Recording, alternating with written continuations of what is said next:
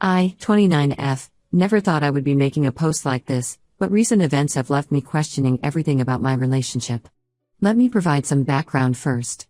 My boyfriend Adam, 28M, and I have been together for a year and a half. We met at our mutual friend Tom's housewarming party where Adam was helping set up the place.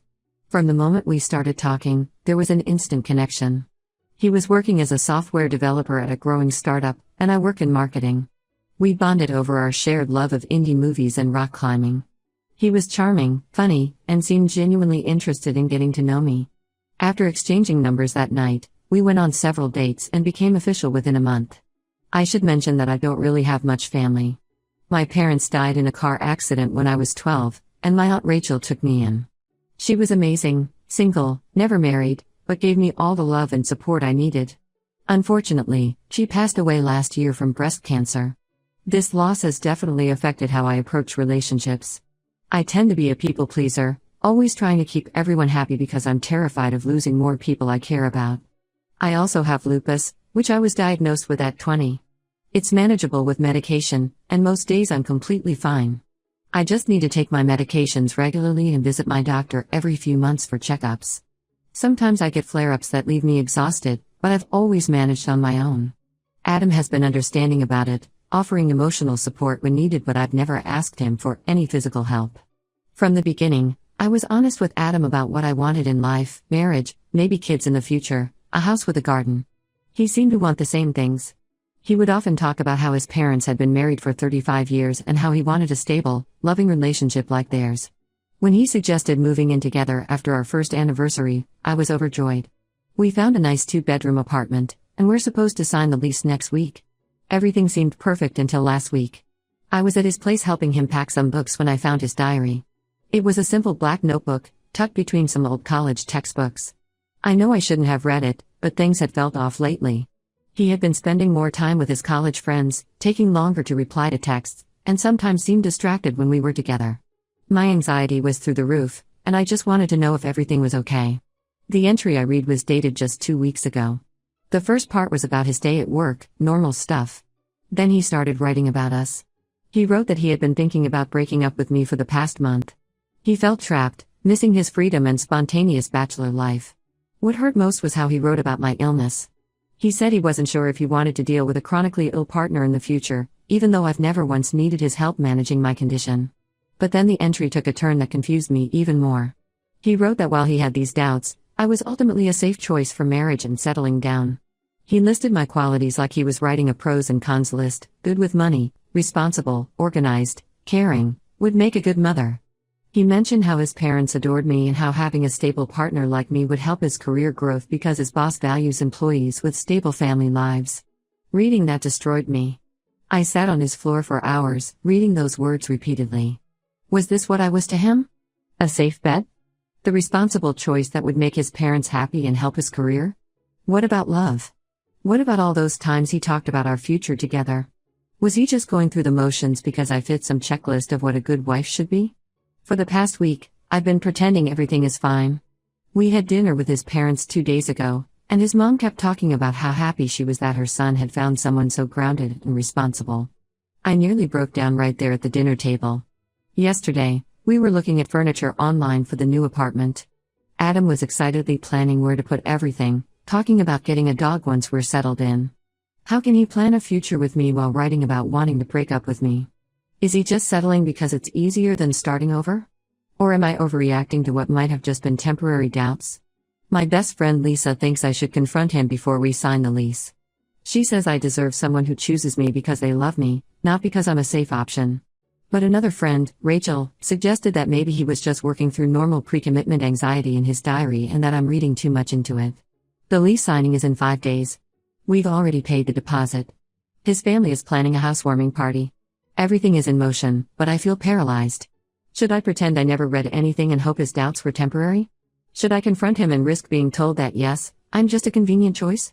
Or should I end things now before I end up in a marriage where I'm more of a practical decision than a love choice? I need advice. Am I throwing away a potentially good future over one diary entry?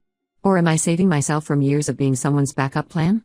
Update 1. Well, things exploded in ways I never expected. After my last post, I spent 3 days going back and forth about what to do. The lease signing was approaching, and I couldn't keep pretending everything was fine. Finally, last Wednesday, I decided to confront Adam about the diary. I went to his place after work. He was packing kitchen stuff and seemed happy to see me at first. When I told him we needed to talk, his expression changed. I started by admitting that I had read his diary.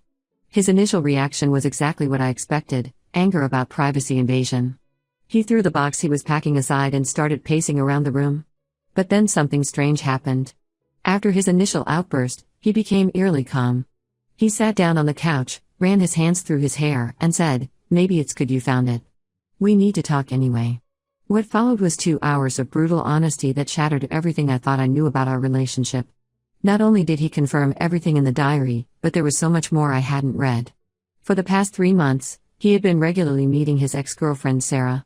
She's this free-spirited artist type who travels around the world painting murals. They dated all through college, 4 years, before breaking up because she wanted to move to Paris for her art career. Apparently, Sarah moved back to town 3 months ago. They ran into each other at their favorite college coffee shop, and according to Adam, old feelings resurfaced. They started meeting for coffee, then dinners, then weekend trips that he told me were work-related.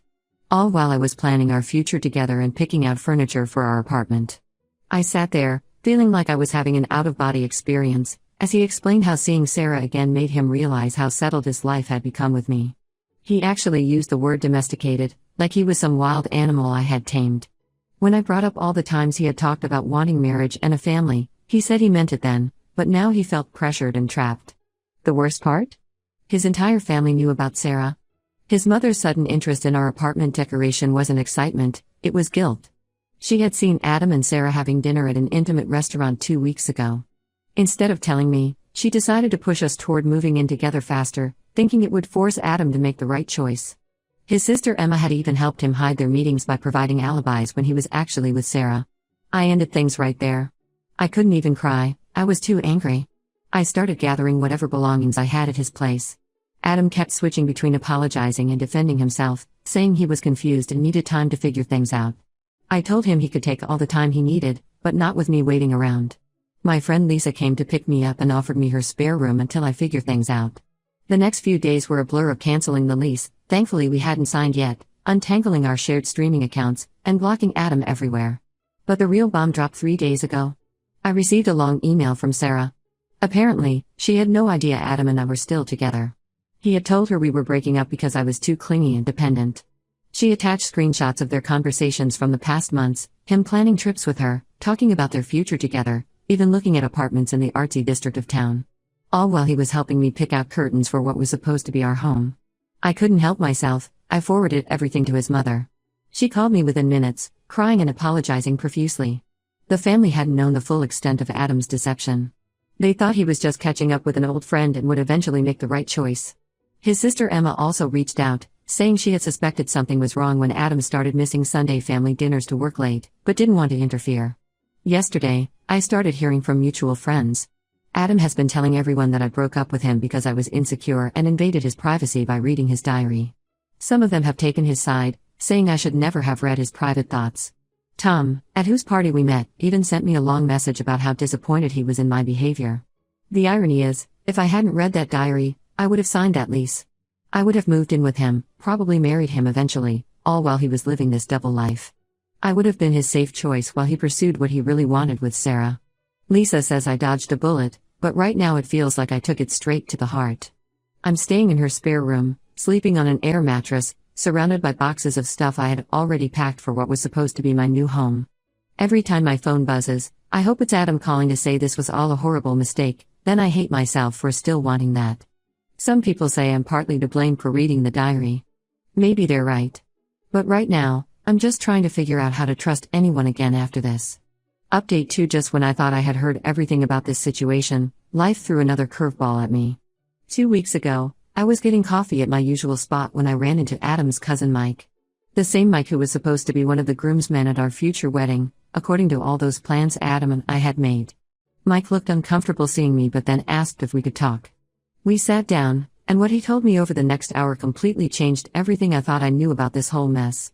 Here's the real kicker: Sarah wasn't just back in town for her art.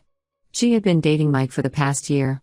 They kept their relationship quiet because of her history with Adam.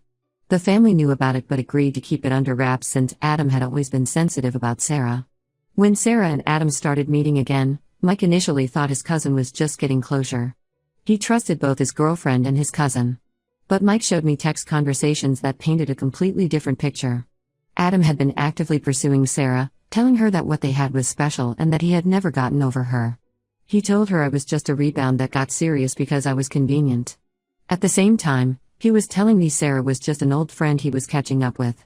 He was playing both sides, keeping me as his safe option while trying to convince Sarah to leave Mike for him. Remember that email Sarah sent me? Turns out there was more to that story. She didn't send it just out of guilt. She had just found out about a huge fight between Mike and Adam.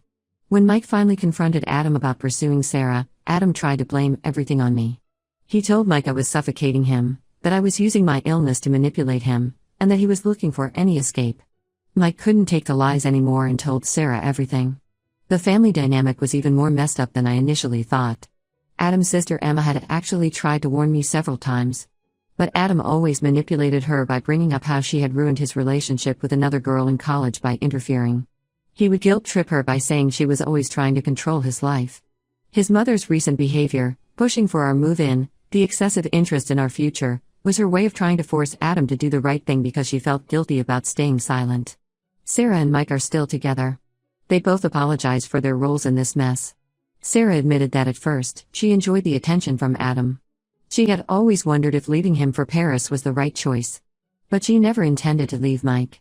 She had been trying to let Adam down easily while preserving her relationship with the family, not realizing how deep his manipulation went. The real victim in all of this, besides me, was Mike. He had to watch his cousin try to steal his girlfriend while pretending to be supportive of our relationship. The family is now divided, with most of them supporting Mike but some still making excuses for Adam's behavior. Yesterday, I got a call from Emma. She broke down crying, telling me how Adam had been telling the extended family that Mike had stolen Sarah from him, completely twisting the timeline of events. He's been playing the victim, saying he was just trying to reconnect with his true love when Mike interfered. The man I thought was just choosing between stability and freedom was actually orchestrating this whole drama, hurting multiple people in the process. He wasn't just keeping me as a safe choice, he was trying to maintain a backup plan while actively pursuing someone who was already in a relationship with his own cousin. Looking back at that diary entry now, I realized those words about me being a safe choice were just part of his self-justification. He was writing what he needed to believe to justify his actions. He wasn't trapped in our relationship, he was trapped in his own web of lies. Mike suggested I might want to warn future girls about Adam's behavior, but I declined. The truth is a way of revealing itself, as it did in this case. I'm just grateful I found out before signing that lease, before saying those vows, before building a life with someone who could hurt not just me, but his own family like this. Update 3: Life really does have interesting ways of working out. After my last update, I focused entirely on rebuilding my life. I found a nice studio apartment, threw myself into work, and got promoted to senior marketing manager. I also started a new treatment plan for my lupus, and amazingly, I've had fewer flare-ups in the past few months than ever before. But just when things were getting better, Adam resurfaced. Last month, Sarah and Mike announced their engagement on social media. Apparently, this sent Adam into a complete meltdown. He started showing up at my workplace during lunch breaks, claiming he had made a huge mistake and that I was the one he really wanted. He said he had been confused before but now realized I was his true love. Security had to escort him out twice. The situation got even messier after that. His family has completely cut ties with him. Emma reached out to warn me that Adam had been creating chaos within the family.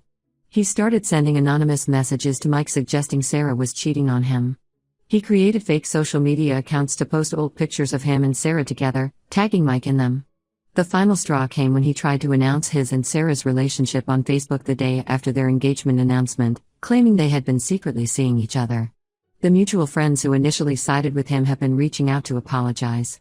They finally saw his true colors when he tried to manipulate them into causing drama at Sarah and Mike's engagement party.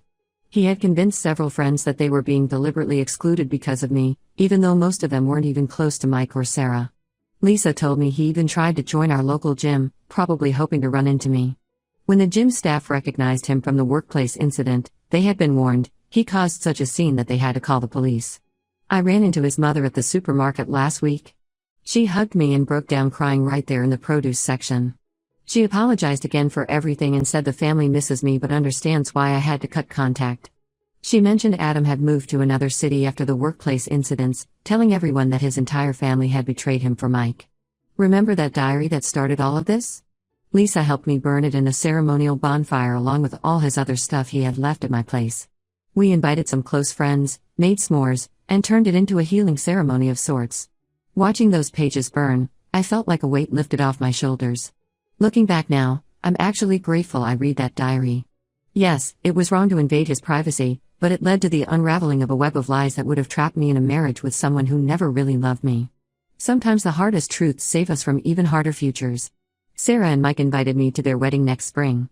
I politely declined, not because I harbor any ill feelings, but because that chapter of my life is closed. I've started dating again recently, taking things slow. But the best part is, I'm not afraid of being alone anymore. I'd rather be by myself than be someone's safe choice or backup plan. Emma still checks in occasionally. She told me Adam has been trying to reconnect with the family, but they're maintaining their distance. His mother hopes he'll get help eventually, but I'm just grateful I'm not part of that story anymore. Sometimes the worst betrayals lead us to our best decisions. I'm still single, but for the first time in my life, I'm actually happy about it.